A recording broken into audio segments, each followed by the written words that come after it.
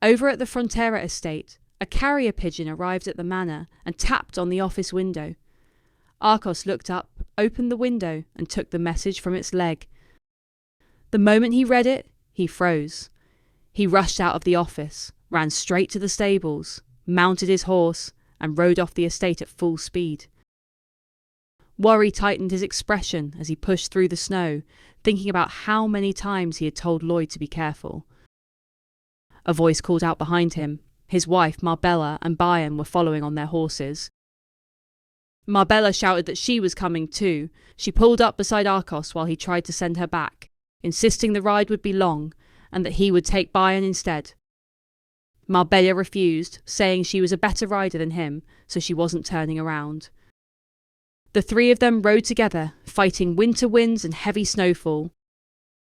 As they pushed forward, Arcos thought about how Lloyd had once been a despicable boy, but now had changed completely, becoming the one his parents trusted most, and even the people relied on him. He thought of Lloyd a moment longer, then realised the boy hadn't called him father in a long time. Only Lord. And the thought slipped in. Was he really their son? They suddenly came to a stop. A monster stood in their path, hunched and ready to attack. Bayan dismounted at once, planting himself between Arcos and the creature. He told Arcos he would buy them time, and that they needed to keep going while he held the monster back. Arcos tried to protest, saying they could outrun it, but Bayan told him the beast was faster than their horses. The monster charged. Bayan turned back and ordered them to hurry. He blocked the monster's claw with his sword, bracing his stance. Arcos shouted at him not to die, and that they would meet again in Cremo. The monster lunged a second time. Bayan caught the blow, but the blade snapped in half. The next strike clamped down on his shoulder. The creature's jaws crushed into him. Gritting his teeth, Bayan pulled a dagger and drove it into the monster's head, but it barely slowed. Its bite only tightened. He thought that was the end, until Arcos appeared behind the beast, driving his blade straight through its back. Marbella rushed in right after, stabbing the monster in the eye. The creature reared onto its hind legs with a shrill roar, then collapsed in a heavy crash, bleeding out across the snow. The three of them stood there breathless. Arcos knelt beside Bayan and asked if he was all right. Bayan, clutching his injured shoulder, said he was ashamed that his master had to save him. Arcos told him he was still one of his subjects, and it was his duty to protect them. Marbella's voice cut sharply through the moment as she called his name. Arcos turned, his eyes widening. A pack of monsters stood there, growling, stepping through the snow. Bayan forced himself upright, and once again placed himself between them and the threat. He grabbed the sword lodged in the dead beast's body, dragged it free, and pointed it at the pack. The beast lunged. Marbella held Arcos tightly, eyes squeezed shut. Then a shadow dropped from above. Javier landed between the pack and the three riders. In one fluid sweep, he drew his sword and beheaded the charging monsters with a single motion. Silence followed. Snow drifted around him as he sheathed his blade. He turned calmly and told them he had come to escort them, as the path ahead was far too dangerous. Bayan stared, stunned. He had always known Javier was strong, but what he just witnessed was beyond anything he imagined. Javier had grown even stronger since leaving for Cremo. How had he improved this much? Arcos and Marbella stepped forward, worry tightening their voices as they asked if Lloyd was all right. Javier lowered his eyes, expression softening. He told them he did not know. He didn't know whether Lloyd was alive or not. Javier thought back to the moment he first saw Lloyd lying there lifeless. He had known then that if Lloyd were to die, the estate would eventually die with him. The weight of it settled heavily in his chest. He remembered holding Lloyd's hand, quietly asking the world not to take his home away. Then he felt something, a pulse. Javier looked down at Lloyd in disbelief. How could he have a pulse if his heart had stopped? He leaned closer and noticed a faint breath leaving Lloyd's mouth drifting into the cold air. How was this possible? He placed his hand over Lloyd's chest and his eyes widened. A triple heart circle. All 3 circles were spinning at an incredibly fast rate, and because of the magnetic disturbance, he couldn't tell whether Lloyd's heart was beating or not. The rotations of mana around Lloyd's heart were what was keeping him alive. And with that, the truth clicked into place. Lloyd had used a triple mana core blast to defeat the monster. Javier couldn't help feeling impressed. Javier led the group safely into Cremo. The city was still rebuilding, workers and survivors moving through broken streets with tired faces. He told them that Lloyd was being tended by a doctor at Count Cremo's manor, though his condition had not improved. Arcos looked around at the destruction. Collapsed houses, scorched stone, streets split apart. He remarked that it must have been hard for just the 2 of them to fight something so destructive. Javier corrected him calmly, saying he was merely the sword Lloyd had wielded. It was Lloyd's strength that defeated the monster in the end. Both parents were stunned. They had no idea their son had become that strong. As they continued toward the manor, Arcos overheard the voices of others also heading there. 2 men were talking about Lloyd.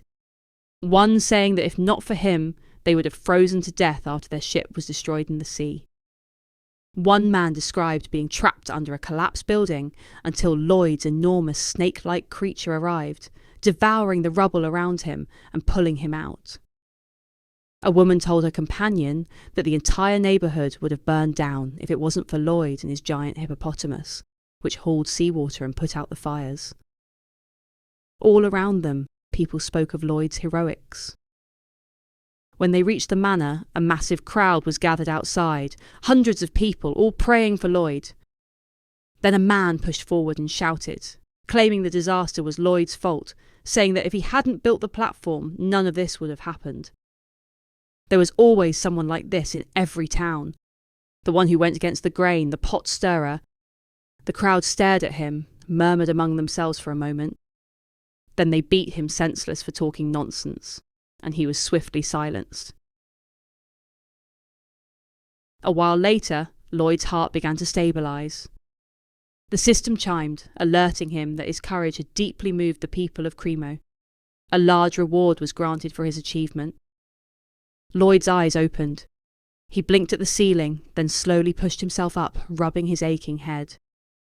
He wondered how he was still alive, after foolishly using a triple core mana blast.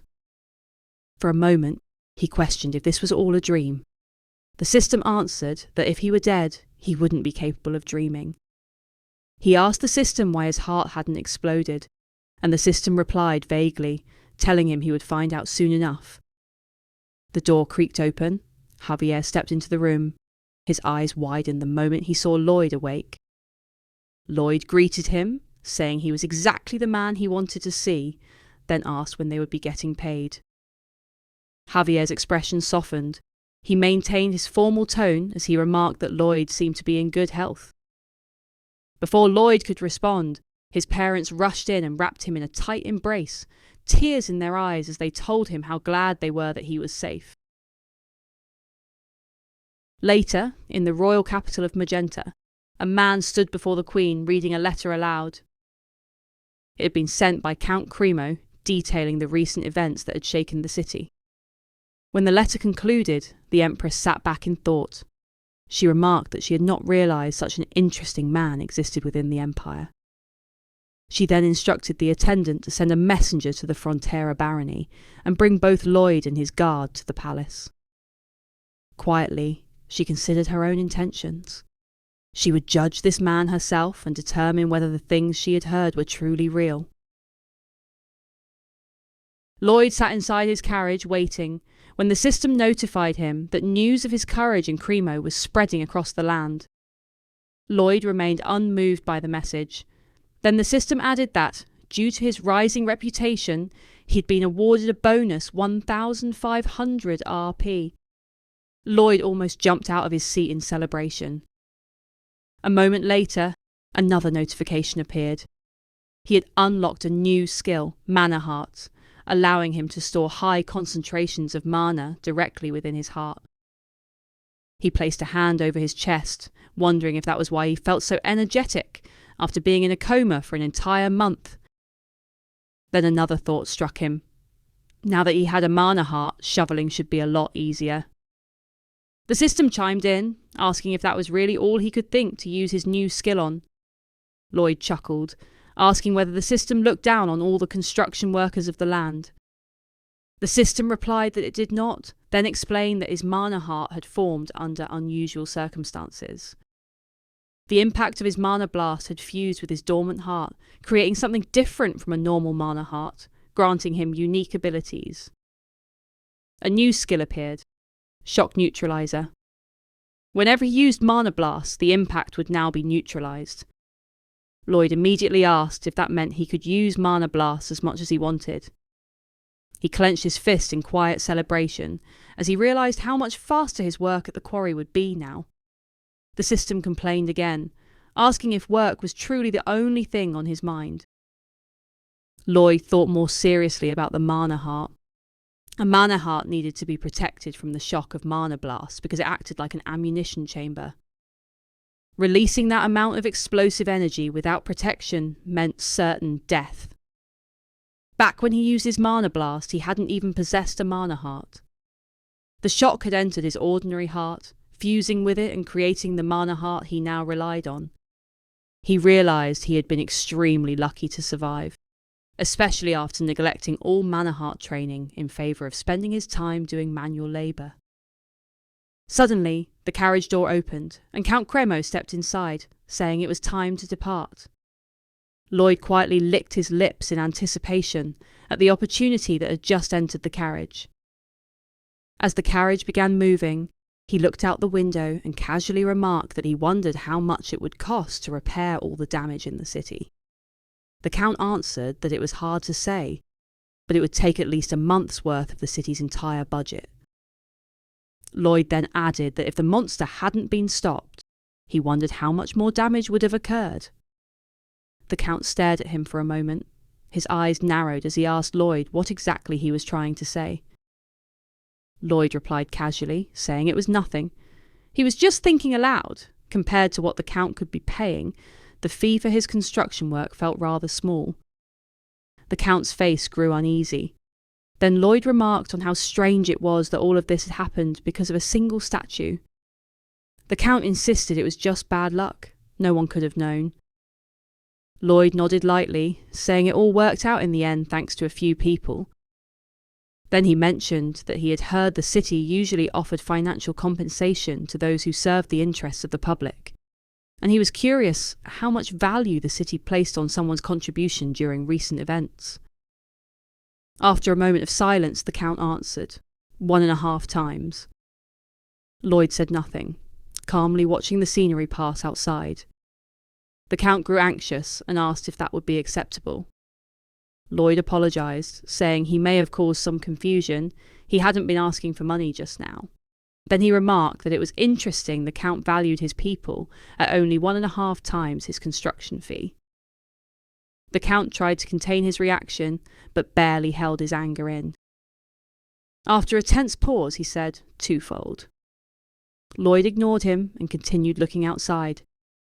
Sweat began to form on the Count's brow. He finally said, 3-fold. Lloyd still stared out the window, but the Count saw the maniacal grin reflected faintly in the glass and shuddered. Then Lloyd turned toward him with a perfectly normal smile. He extended his hand, telling the Count he was in awe of his generosity. As they shook hands, the Count felt strangely conflicted.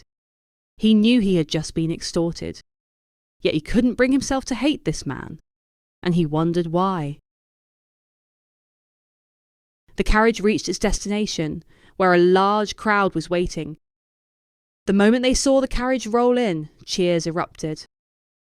Lloyd glanced out the window, clearly not used to a reception like this.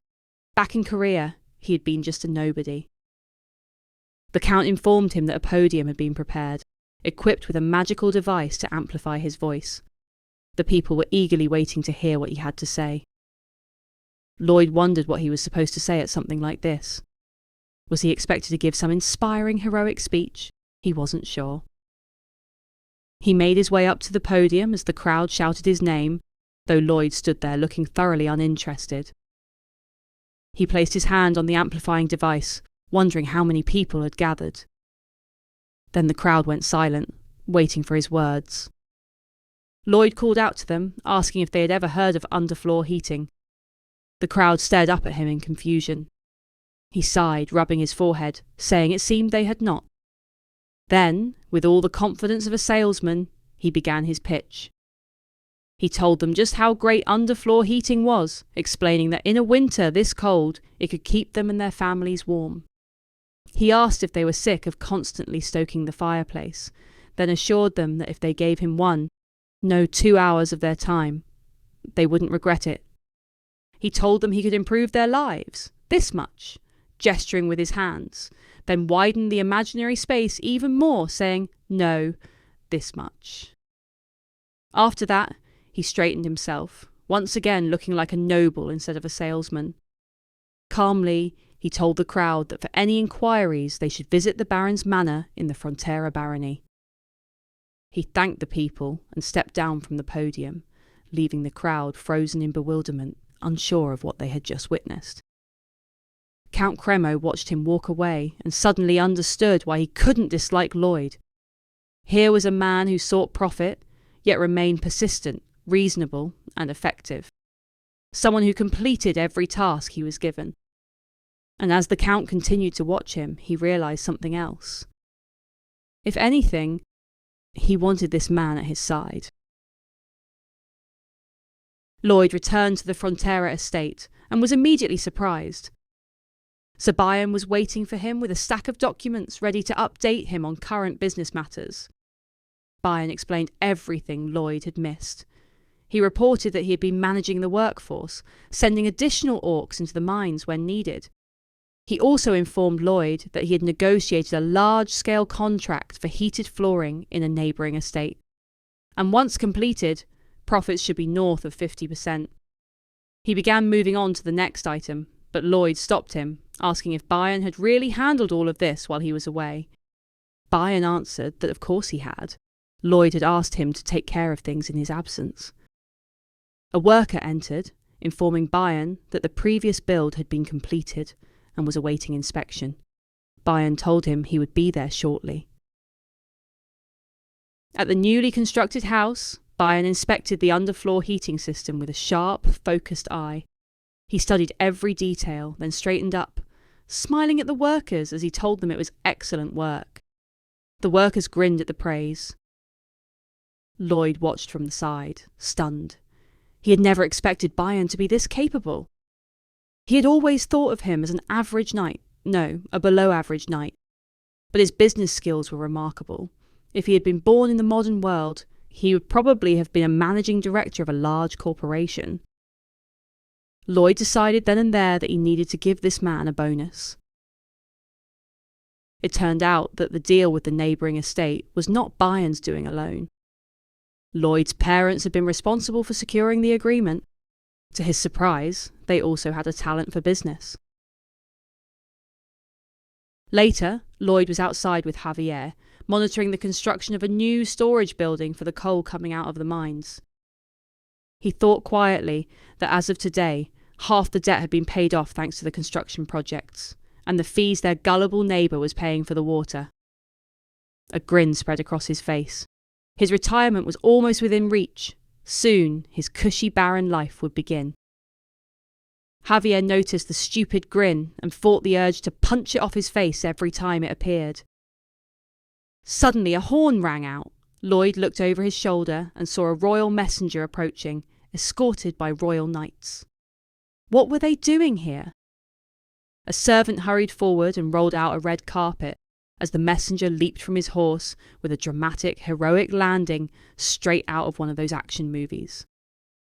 He flipped the scroll in his hand with theatrical flair, snatched it mid-air, and unfurled it.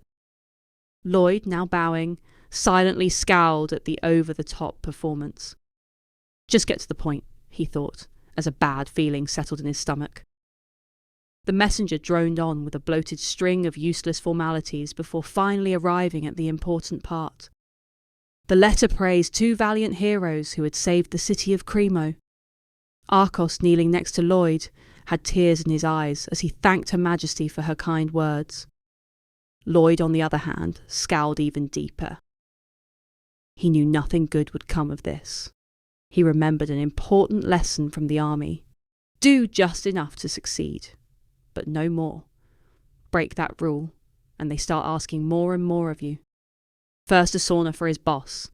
Then he studied too hard and built a great sauna, so they asked for a cottage. Then more, and more, until he nearly lost his mind. The same thing could happen here. Once Her Highness realised his worth, she would work him to death, and his peaceful life would evaporate. The messenger declared the royal order. By decree of the crown, Lloyd Frontera and his guard were to travel immediately to the royal palace. Lloyd cried quietly, still bowing. He should have just built the platform and left. Then he cursed that giant lobster. Now riding in the royal carriage on the way to the palace, Lloyd wondered how he could possibly get out of this situation. Maybe he could pretend to be an idiot. No, that might get him executed for offending the Queen. Javier glanced at Lloyd's dejected expression and remarked that he looked like a man heading for execution. Lloyd replied that it might very well be the case.